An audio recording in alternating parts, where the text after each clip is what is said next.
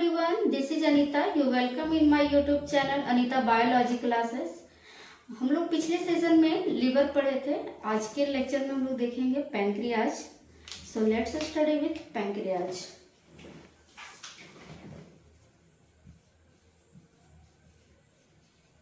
Pancreas, अगर हम location का बात करें कि पैंक्रियाज होता कहाँ है, so located in our digestive system just below the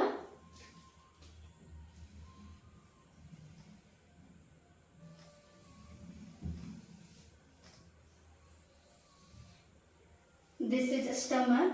Here liver present, and this part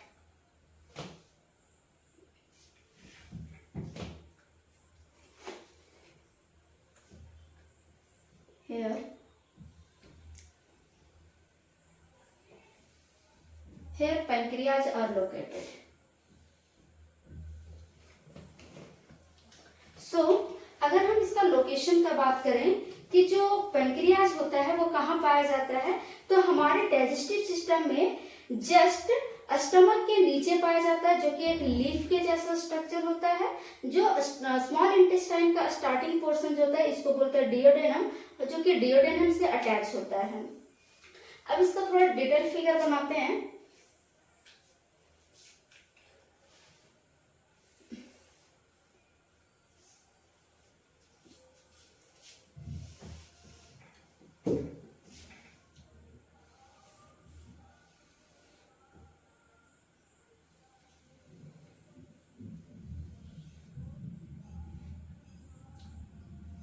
ये हम बना रहे हैं पैंक्रियाज.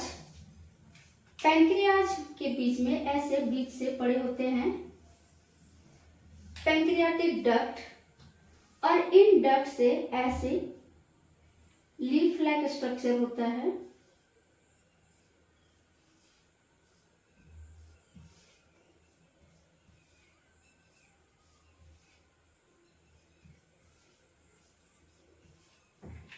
लीफ लाइक स्ट्रक्चर होता है. This is pancreas. This is pancreatic duct.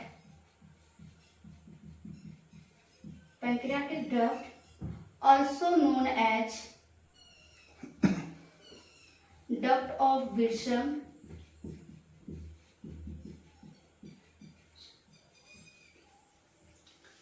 This bulb is called acini. देखिएगा एक बार, ये क्या है, पैंक्रियाज का स्ट्रक्चर है. और इस पैंक्रियाज के स्ट्रक्चर में ये जो पाइप है, इस पाइप को क्या बोलते हैं, पैंक्रियाटिक डक्ट बोलते हैं. इसी पैंक्रियाटिक डक्ट को डक्ट ऑफ विल्सन भी बोला जाता है. और ये जो बल्ब लाइक स्ट्रक्चर दिख रहा है इसको बोलते हैं एसिनी. ये पूरे पैंक्रियाज का लगभग 99% ये होता है एसिनी. पूरे पैंक्रियाज में लगभग 99% होता है. और इसी में और भी कुछ इस तरह के बीच में छोटे छोटे पड़े होते हैं सेल, स्पेशल टाइप का. ये क्या है, ये एक है इंडोक्राइन सिक्रीशन, जिसको बोला जाता है आइसलेट्स ऑफ लैंगरहैंस.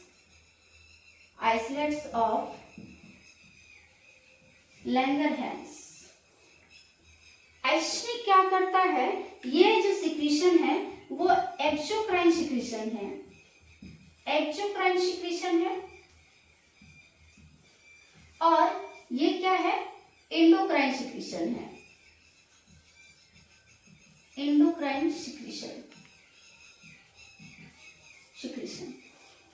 अब थोड़ा सा हम लोग देखते हैं कि एंडोक्राइन सिक्रीशन और एक्सोक्राइन सिक्रीशन क्या होता है.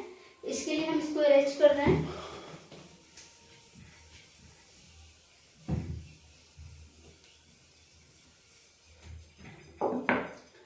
First of all, pancreas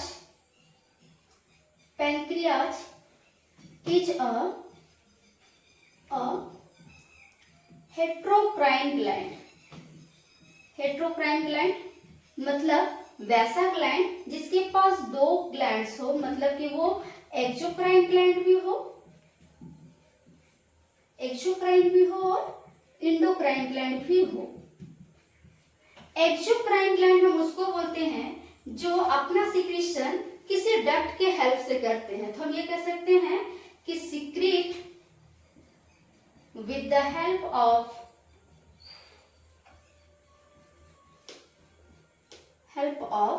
duct. मतलब जो एक्सोक्राइन होते हैं वो क्या करते हैं, अपना जो सिक्रीशन होता है वो डक्ट के हेल्प से सेंड करते हैं। और जो इंडोक्राइन होते हैं ये क्या करते हैं, डक्टलेस होते हैं, डक्टलेस होते हैं, जिसके कारण secretion mix with direct blood. जो सिक्रीशन है वो किसी ग्लैंड से, कोई ट्यूब से ना जा करके वो डायरेक्ट ब्लड में मिक्स हो रहा है, तो हम उसको बोलते हैं एंडोक्राइन सिक्रीशन। और एक्सोक्राइन सिक्रीशन उसको बोलते हैं जैसे क्या होता है कि जो ये चलता है किसी डक्ट के द्वारा। तो कौन कौन से हैं पैंक्रियाज में, जैसे हम पैंक्रियाज का बात करें कि ये क्या है, इंडोक्राइन और एक्सोक्राइन दोनों है, इसलिए हम इसको क्या बोलते हैं, हेट्रोक्राइन ग्लैंड बोलते हैं। जैसा कि हमने देखा कि जो एक्सोक्राइन है इसको हम लोग क्या नाम दिए, एसिनी, जो कि पूरे पैंक्रियाज में लगभग 99% होता है। और इसमें क्या होते हैं, इंडोक्राइन में islets of Langerhans, islets of Langerhans, जो कि क्या होते हैं, लगभग 1 to 2% होते हैं। पूरे इंडोक्राइन जो होता है, आइसलेट्स ऑफ लैंगरहैंस कितने होते हैं, 1 to 2% होता है। एसिनी कितना होता है, 99% होता है। इसके सिक्रीशन एसिनी से क्या क्या सिक्रीट होते हैं, तो इससे जो मेनली सिक्रीट होते हैं वो है कुछ enzymes, some enzymes, water, bicarbonate,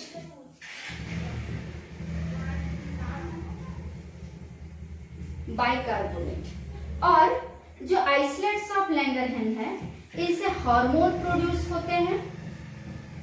hormones, 2 types के हार्मोन प्रोड्यूस होते हैं, एक है इंसुलिन,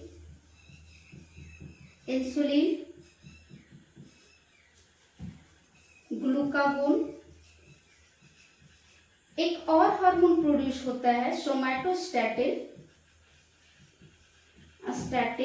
लेकिन ये हमारे सिलेबस के अंदर नहीं है तो हम इसको नहीं पढ़ेंगे। ये हमने देखा कि पैंक्रियाज जो है, पैंक्रियाज के अंदर क्या क्या चीजें होती हैं और क्या क्या सिक्रीट करते हैं। तो हमने पूरा पैंक्रियाज का स्ट्रक्चर देख लिया। अब हम पैंक्रियाज के फंक्शन का बात करेंगे। आप स्क्रीनशॉट ले सकते हैं।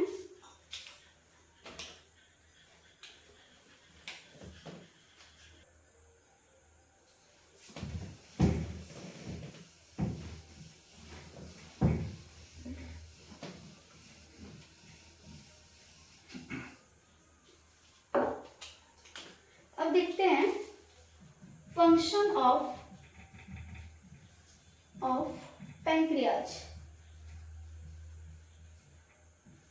पैंक्रियाज जो है वो क्या फंक्शन परफॉर्म करते हैं, क्या काम करते हैं। तो अभी हमने देखा कि ये एंजाइम प्रोड्यूस करते हैं, वाटर प्रोड्यूस करते हैं और इसमें क्या होता है, बाइकार्बोनेट होता है। तो सबसे पहले देखते हैं इसके सिक्रीशन को कि पैंक्रियाज जो है वो क्या क्या सिक्रीट करते हैं, कौन कौन से एंजाइम सिक्रीट करते हैं। तो पहला है प्रोटीएज, दूसरा पैंक्रियाटिक एमाइलेज, थर्ड है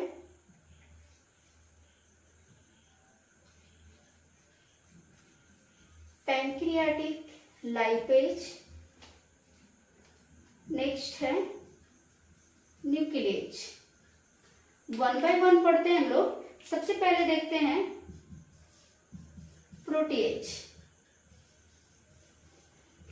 प्रोटीज क्या करते हैं, ये मेनली जो प्रोटीज हैं वो 4 तरह के सिक्रीशन करते हैं। जैसे पहला है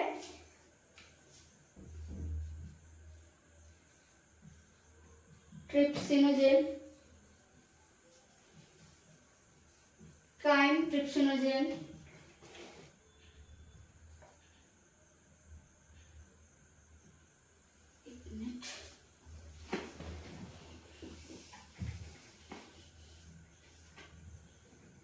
ट्रिप्सिनोजेन, काइम ट्रिप्सिनोजेन,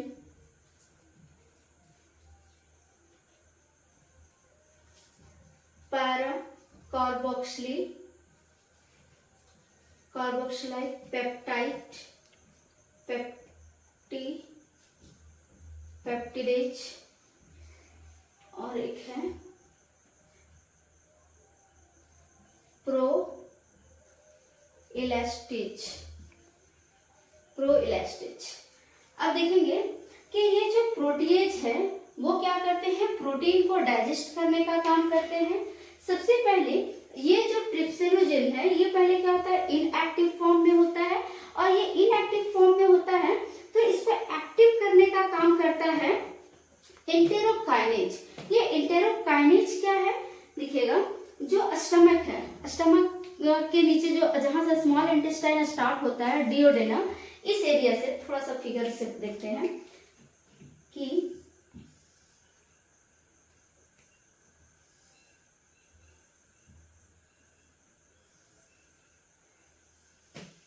ये पैंक्रियाज है, और ये पैंक्रियाज से जब पैंक्रियाटिक डक्ट के थ्रू जब ये सिक्रीशन यहाँ पे आते हैं, स्मॉल इंटेस्टाइन में आता है, तब जाकर के जो ट्रिप्सिनोजेन है वो क्या होता है, एक्टिव होता है। इसको एक्टिव करने के लिए यहाँ पे स्मॉल इंटेस्टाइन में कुछ पड़े होते हैं, जिसको हम लोग बोलते हैं एंटेरोकाइनेज।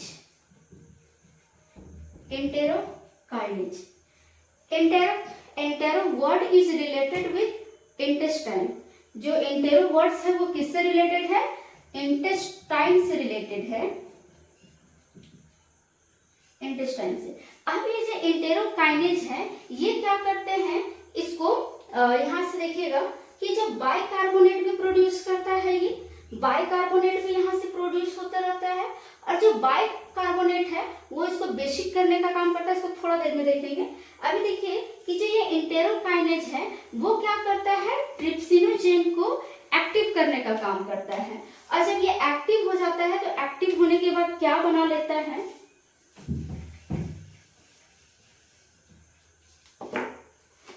एक्टिव होने के बाद जो ट्रिप्सिनोजेन है वो कन्वर्ट हो जाता है ट्रिप्सिन में। जो टाइम ट्रिप्सिनोजेन है ये चेंज हो जाता है टाइम ट्रिप्सिनोजेन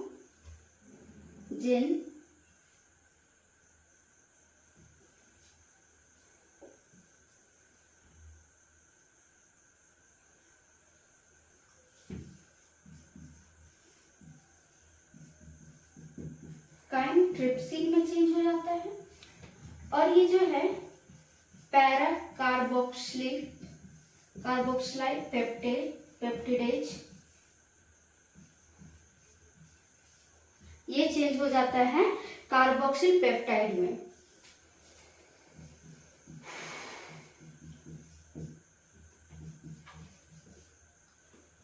पेप्टाइड या पेप्टिडेज भी लिख सकते हैं।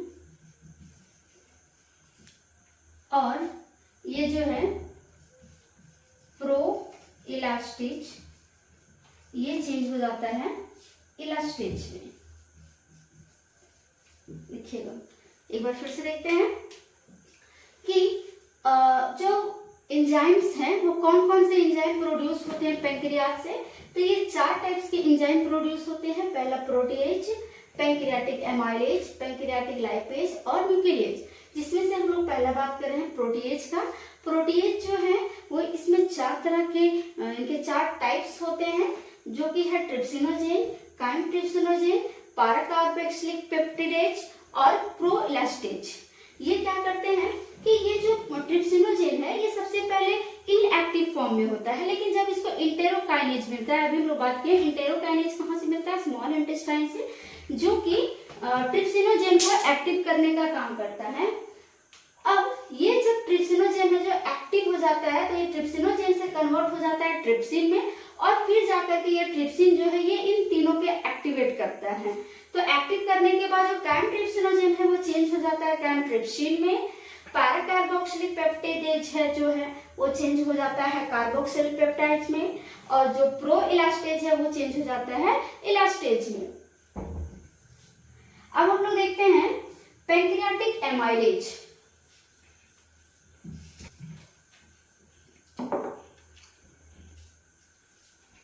सेकंड बात करते हैं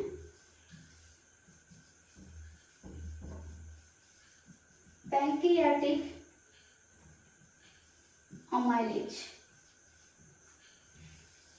हमने एमाइलेज का नाम पहले भी सुना है, कहाँ पे सुना है, जब हमें बकल कैविटी पढ़ रहा था कि हमारा जो सेलेवरी ग्लैंड होता है सेलिवा प्रोड्यूस करता है, जहाँ पे क्या होता है सेलिवा में पाया जाता है एमाइलेज, जो कि क्या करता है स्टार्च का डाइजेशन करता है। तो जहाँ पे भी एमाइलेज वर्ड आए आपको समझना है कि ये क्या करेगा, स्टार्च को डाइजेस्ट करेगा। स्टार्च क्या है, starch is a type of carbohydrate, polysaccharides है ये। तो ये क्या करेगा, कार्बोहाइड्रेट को मतलब स्टार्च को डाइजेस्ट करने का काम करेगा। तो देखते हैं इसको, ये क्या करता है, स्टार्च को चेंज करता है माल्टोज में। कौन कर रहा है, पैंक्रियाटिक एमाइलेज।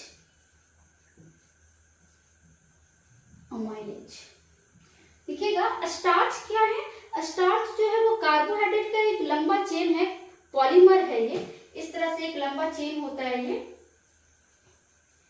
जिसको पैंक्रियाटिक एमाइलेज क्या करता है, इसको तोड़ करके छोटा छोटा करने का काम करता है, इसको ब्रेक डाउन करने का काम करता है। अब हम लोग देखते हैं पैंक्रियाटिक लाइपेज। लाइपेज क्या करेंगे, जिस तरह से एमाइलेज क्या कर रहा था, स्टार्च का डाइजेशन कर रहा था, उसी तरह से जो लाइपेज है वो क्या करता है, लिपिड का डाइजेशन करता है। तो जो लिपिड है वो किससे बना होता है, ये 3 फैटी एसिड का बना होता है, 3 फैटी एसिड के मॉलिक्यूल्स का बना होता है। अब ये जो फैटी एसिड है इसमें जब लाइपेज आ जाता है, लाइपेज, तो ये क्या करता है कि लाइपेज जो है इसमें से एक मॉलिक्यूल्स को तोड़ दिया और क्या बना लिया, डाइग्लिसरॉल बना लिया, डाइग्लिसरॉल। फिर इसी तरह से और डाइजेस्ट हो करके और क्या बन गया, मोनोग्लिसरॉल बन गया।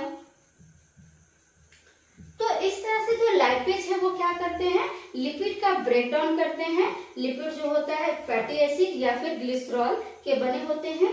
जब ये लिपिड लाइपेज क्या करेगा, इन पे एक्ट करेगा, तो फैटी एसिड जो है वो उनके मॉलिक्यूल्स टूटेंगे और वो क्या धीरे फिर डाइग्लिसरॉल बनेंगे, फिर मोनोग्लिसरॉल बनेंगे, जिससे क्या होगा, फैट का डाइजेशन हो जाएगा। नेक्स्ट देखते हैं न्यूक्लियेज।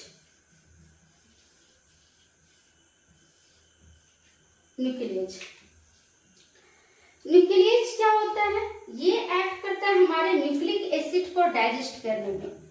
न्यूक्लिक एसिड को डाइजेस्ट करता है। और न्यूक्लिक एसिड कितने टाइप्स के होते हैं, 2 टाइप्स के होते हैं, डीएनए एंड आरएनए। डीएनए का फुल फॉर्म क्या होता है, डीऑक्सी राइबोन्यूक्लिक एसिड, और आरएनए का राइबोन्यूक्लिक एसिड, राइबोन्यूक्लिक एसिड। उसी तरह से ये जो न्यूक्लियेज है, ये न्यूक्लियेज भी 2 टाइप्स के होते हैं। न्यूक्लियस कितने टाइप्स के होते हैं? 2 टाइप्स के होते हैं, डीएनएच और दूसरा आरएनएच।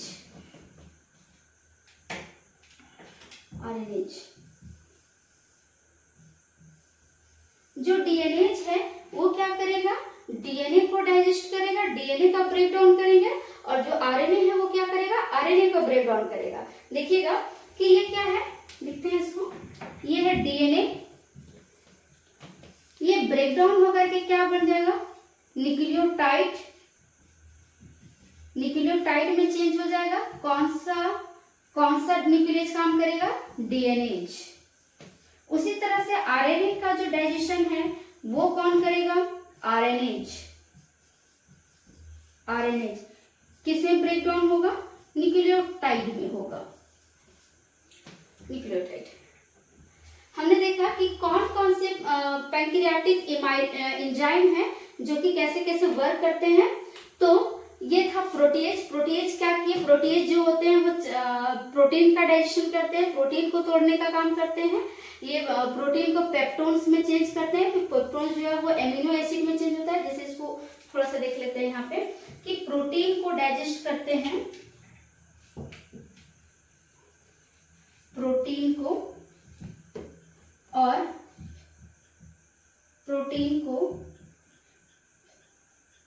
चेंज करते हैं अमीनो एसिड में। देखिएगा कि ये जो होता है ट्रिप्सिनोजेन जो है वो पहले क्या होता है? इनएक्टिव फॉर्म में होता है, लेकिन जब इसको इंटेरोकाइनेज मतलब स्मॉल इंटेस्टाइन का सिक्रीशन है इंटेरोकाइनेज, जब उससे ये मिलता है तब जाकर के ये क्या होता है? एक्टिव हो जाता है। तो जो एक्टिव होने के बाद क्या बनता है? ट्रिप्सिन बनता है। तो हम यहाँ लिख देते हैं कि जो ट्रिप्सिन होता है ये क्या होता है? इनएक्टिव फॉर्म है, और जो ट्रिप्सिन है ये क्या है? एक्टिव फॉर्म है। मतलब यही है जो कि एक्टिव होगा और काम करेगा। और जब एक्टिव हो जाता है तो इनके पास जो 3 तरह के जो एंजाइम्स पड़े हुए हैं इनको भी ये एक्टिव करता है, और एक्टिव करने के बाद देख सकते हैं कि ये चेंजेज आए, और फिर ये तीनों जो एंजाइम्स मिल करके ये क्या करते हैं? प्रोटीन का ब्रेक डाउन करते हैं, प्रोटीन को क्या करते हैं? एमिनो एसिड में तोड़ने का काम करते हैं। सेकेंड हमने देखा पैंक्रियाटिक एमाइलेज जो कि क्या कर रहा है? स्टार्च को डाइजेस्ट कर रहा है। स्टार्च क्या है? पॉलीमर्स है, मतलब कि छोटे छोटे मॉलिक्यूल्स के ग्रुप्स हैं इसमें, और वो एमाइलेज जो होता है वो क्या करता है? उसको ब्रेक डाउन करके माल्टोज में चेंज करता है। दूसरा पैंक्रियाटिक लाइपेज, एक चीज के स्टार्च जो है वो हमको कहाँ से मिलता है? स्टार्च हम ये कह सकते हैं कि प्लांट प्रोडक्ट जो भी हम खाते हैं, प्लांट्स का जो भी कुछ खाते हैं उसमें जो फूड स्टोर होता है वो in the form of starch होता है।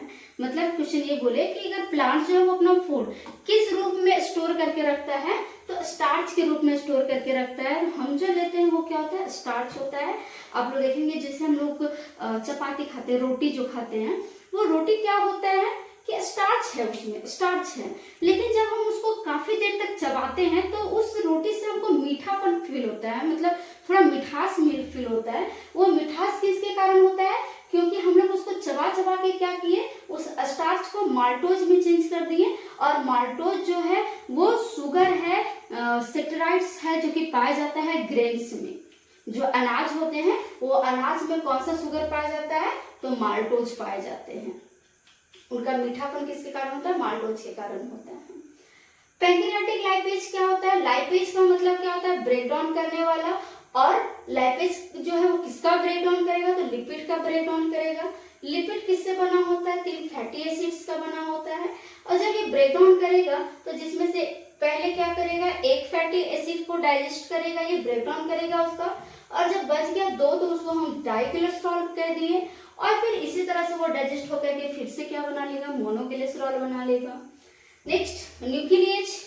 न्यूक्लियस क्या करेगा? ये न्यूक्लिक एसिड को ये ब्रेक डाउन करेगा, उसको तोड़ेगा। ये न्यूक्लिक एसिड 2 टाइप्स के होते हैं, DNA and RNA, deoxyribonucleic acid and ribonucleic acid. Nucleus 2 types के, डीएनए एंड आरएनए। डीएनए को डाइजेस्ट कौन करेगा? डीएनएज करेगा, और ब्रेक डाउन करके क्या बनाएगा? न्यूक्लियोटाइड बनाएगा। और आरएनए जो है वो ब्रेक डाउन होगा in the presence of RNA then for nucleotides. अब हम लोग देखते हैं हार्मोन्स।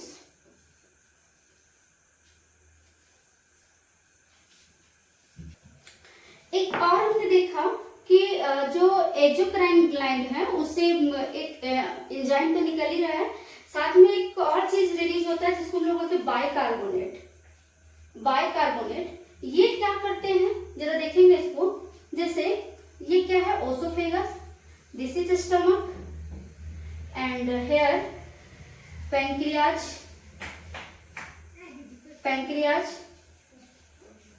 And here liver. देखेंगे क्या होता है कि यहाँ से जो सिक्रीशन बाहर आ रहा है, पैंक्रियाटिक डक्ट से जो सिक्रीशन बाहर आ रहा है, यहाँ पे देखिएगा कि स्टमक में जो फूड है, वो क्या है, वेरी एसिडिक फूड है। ये बहुत ज्यादा इसमें अम्ल की मात्रा है, एसिड की मात्रा है, due to HCl hydrochloric acid के कारण। अब यहाँ पे स्टमक जो है वो हाइड्रोक्लोरिक एसिड के इफेक्ट से बचा हुआ है, क्योंकि यहाँ पे पड़े हुए गैस्ट्रिक पिट्स, और गैस्ट्रिक पिट्स में बहुत सारे गैस्ट्रिक ग्लैंड्स हो रहे हैं, जो हम लोग पिछले क्लासेस में पढ़ चुके हैं, जिनके सिक्रेशन के कारण जो हमारा स्टमक है वो HCl के इफेक्ट से बचा रहता है। लेकिन ये वाला जब HCl वाला जो फूड है वो जब हमारे इंटेस्टाइन में आएगा, तब क्या होगा कि ये HCl वाला जो फूड इसमें आएगा तो हमारे इंटेस्टाइन को ये जला देगा, बर्न कर देगा, क्योंकि ये क्या होता है, वेरी डेंजरस होता है, एसिडिक, वेरी डेंजरस एसिड है ये। देन यहाँ से प्रोड्यूस होता है बाइकार्बोनेट। बाइकार्बोनेट क्या होता है, बेसिक मीडियम होता है, बेसिक मीडियम है। अब यहाँ पे क्या होगा, इधर से एसिड आ रहा था, इधर से फूड के साथ एसिड आया और ये इंटेस्टाइन में जाकर के मिल गया बेस। अब क्या हो गया, एसिड और बेस दोनों मिल गए, तब जाके क्या हो गया, न्यूट्रल हो गया। आप लोग पढ़े होंगे कि एसिड और बेस रिएक्ट करके क्या बना लेते हैं, न्यूट्रल हो जाते हैं, या फिर साल्ट कह सकते हैं।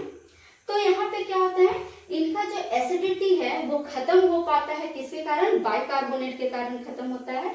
अगर यहाँ पे बाइकार्बोनेट रिलीज नहीं होता तो ये एसिडिक फूड क्या करता है, हमारे इंटेस्टाइन की जो वॉल है, लाइनिंग है अंदर वाला, उसको ये क्या करता, बर्न कर देता। सो मोस्ट इम्पॉर्टेंट है ये भी बाइकार्बोनेट।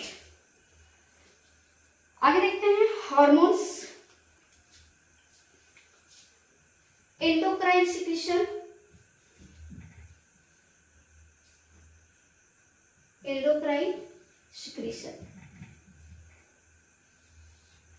देखेंगे जो एंडोक्राइन सिक्रीशन है इसको हम लोग क्या बोले थे, आइसलेट्स ऑफ लैंगरहैंस।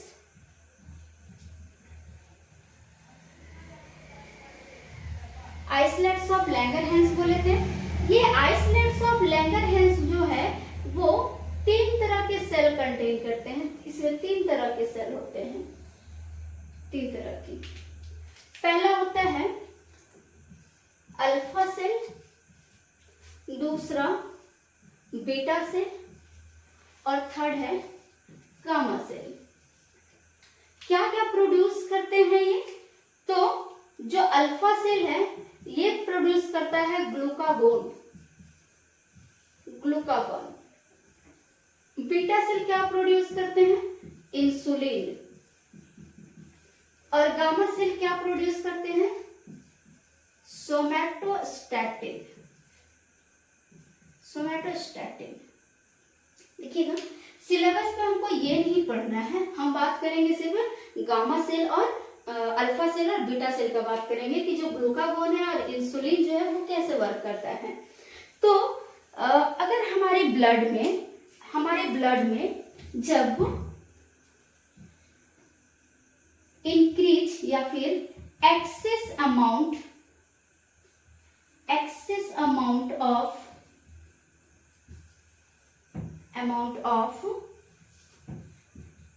ग्लूकोज